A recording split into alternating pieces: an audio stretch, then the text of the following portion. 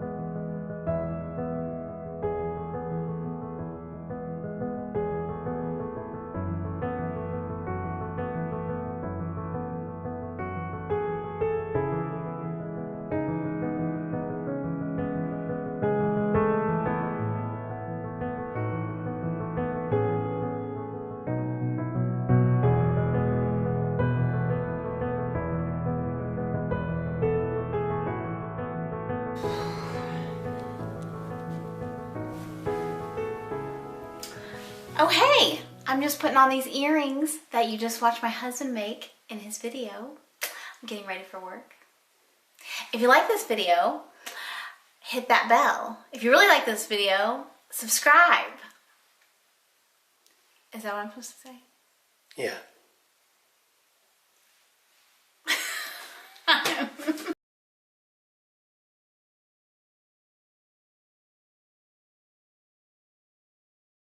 You say this every video? Yeah. That's dumb.